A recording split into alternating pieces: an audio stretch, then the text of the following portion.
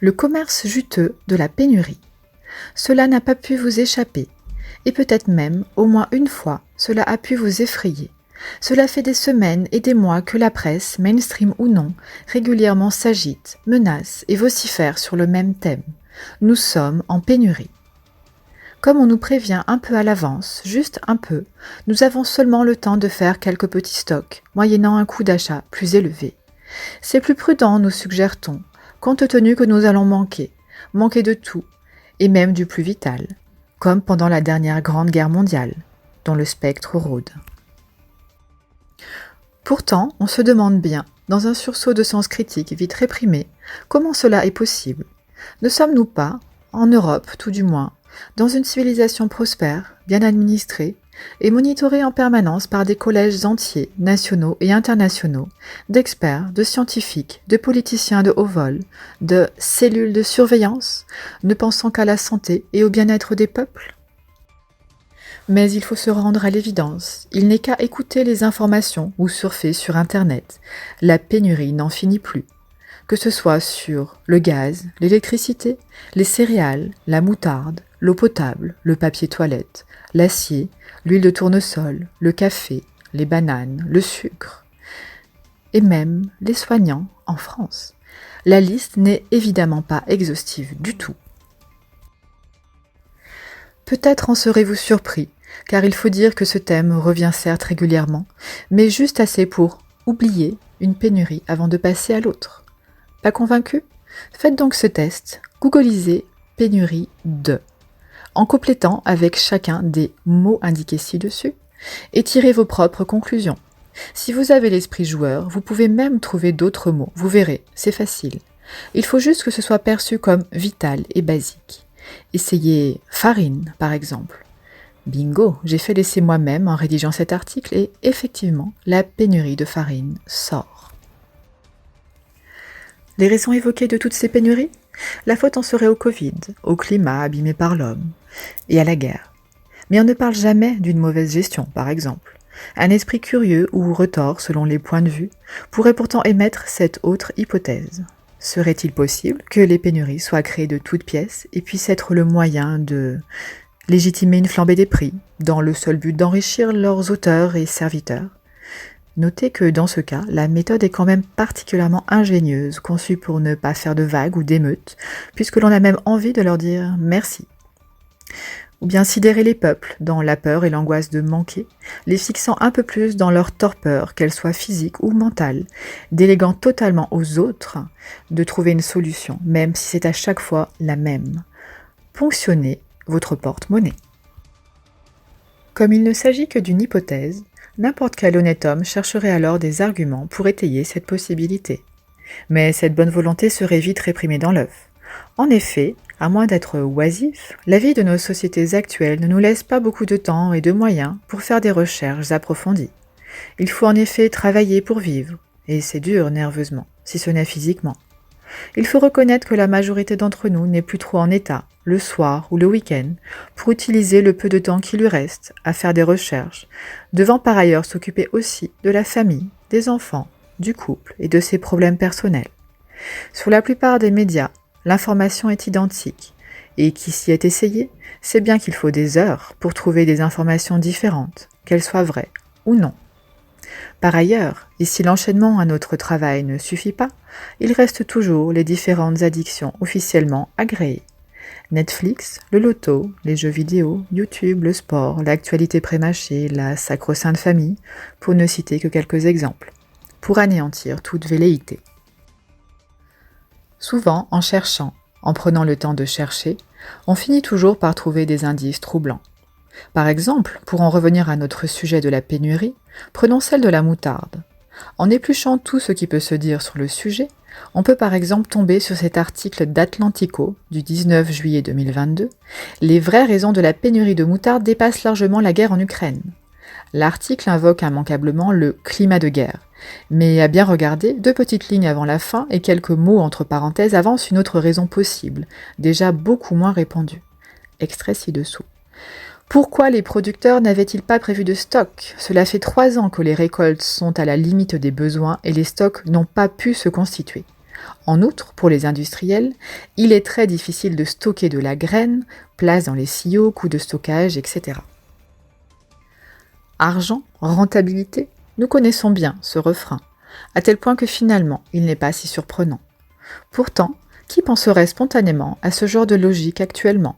Notre spontanéité ne serait-elle pas davantage le reflet de ce qu'on nous rabâche à longueur de médias, à savoir le climat et la guerre? Un autre exemple, pour la pénurie de l'acier, on évoque plusieurs choses, dont le Covid, tombé à point pour renouveler les justifications. Une hausse de la demande tirée par la Chine et non compensée en production. Il serait légitime que l'on sache pourquoi. Le coût croissant de l'énergie, dû à la guerre. D'accord. Mais qui a relevé que la raison pouvait provenir essentiellement pour des raisons de trésorerie et de stockage, comme il est indiqué sur le site www.poncinmetal.com. Rentabilité et argent, à nouveau. On pourrait m'objecter qu'il ne faut pas tout croire sur Internet. Enfin, si, mais seulement ce qui est vérifié et validé. Donc par la presse mainstream en gros. Donc les gouvernements, donc les banques. CQFD. Pour répondre à cette objection, je dirais bien que dans cet océan de mensonges institutionnalisés, on se débrouille comme on peut pour trouver des pistes, des éléments discordants. Au bout d'un moment, avec un peu d'expérience, on se rend compte que plus c'est pré-mâché et répété, plus c'est faux. Cela ne reste qu'un avis personnel, mais expérimenté au moins. Une plus juste vérité pourrait-elle alors ne se trouver que dans les détails, à l'instar de l'expression bien connue « le diable se trouve dans les détails ». La définition de cette expression par lalanguefrancaise.com est la suivante. Si vous êtes un grand perfectionniste, vous devez connaître l'expression « le diable se cache dans les détails », qui signifie que rien ne doit être laissé au hasard, qu'aucun détail ne doit être délaissé. Il est primordial de prendre en compte tous les éléments qui pourraient être dissimulés afin de contrôler au mieux une situation. Être attentif à tous les détails permet d'éviter quelques désagréments qui pourraient s'avérer ennuyeux pour la suite et avoir un aspect diabolique. Dans le même ordre d'idées, il y a aussi le mensonge par omission.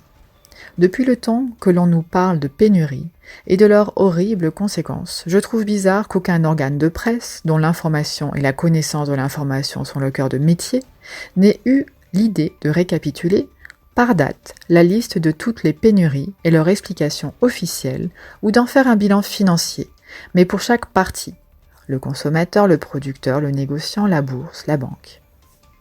Un tel papier serait pourtant jouissif, à n'en pas douter, pour n'importe quel journaliste honnête, tant les incohérences et l'esprit de manipulation semblent évidents. Et si ce papier existe, sait-on jamais, pourquoi est-il caché ? Ou ne ressort-il pas à chaque fois que l'on nous parle encore de pénurie, c'est-à-dire tous les mois, voire tous les 15 jours? Ne trouvez-vous pas bizarre, également, que la seule raison imputée à toute pénurie alimentaire, quasiment, soit le climat, pour lequel il est communément admis qu'il est déréglé par l'homme lui-même? En ce cas, pourquoi rien n'est-il fait? Que font donc le Codex Alimentarius, les économistes, l'OTAN, l'ONU, les gouvernements? Pourquoi ce sujet n'est-il jamais abordé sous cet angle, notamment pendant les élections, censées regrouper les oppositions et la voix du peuple, qui pourrait légitimement se sentir floué, à minima, sur son pouvoir d'achat? Le genre humain deviendrait-il stupide ou autodestructeur? Voilà matière à réflexion que je vous propose d'alimenter de manière plaisante en visionnant la comédie Idiocratie de Mike Judd. De mon point de vue, envisager la pénurie comme un business conçu et développé uniquement à cet effet devient une hypothèse plus que crédible, et envisager la pénurie comme un moyen de sidérer les peuples, notamment les pays dits occidentaux, les ancrant un peu plus dans leur attachement à un confort léthargique, confère l'excellent film d'animation Wall-E et son capitaine Bim McCrea, doublé d'une gouvernance faussement paternaliste, apporte une dimension supplémentaire, laissant honteusement admiratif devant tant de dextérité et de savoir-faire.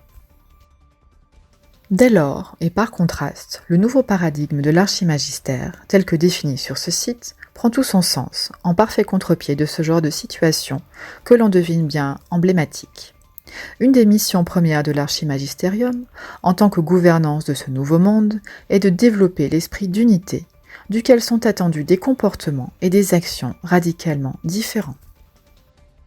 Pour en revenir à notre sujet, il ne s'agira plus, par exemple, via des pénuries, d'enrichir une poignée de multimilliardaires, mais d'apprendre à gérer, dans le respect de la planète et de ses habitants, de tous ses habitants, les ressources naturelles mises à disposition, largement suffisantes pour la totalité des populations, le mythe de la surpopulation ayant fait long feu lui aussi.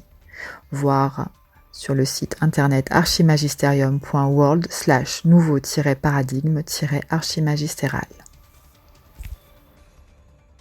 Et en dehors de toute considération de savoir si cela est possible ou non, il faut reconnaître que la solution proposée est totalement inédite et révolutionnaire en termes de raisonnement et de positionnement. La majorité des besoins basiques de la pyramide de Maslow, les 2 premiers étages concernant les besoins vitaux et de sécurité, sont ainsi pourvus gratuitement, pour tous, pour tout le temps. La nourriture, saine et de qualité, est en accès libre. Un logement est pourvu gracieusement, en contrepartie de l'obligation d'en prendre soin. Même l'énergie est gratuite, y compris le carburant.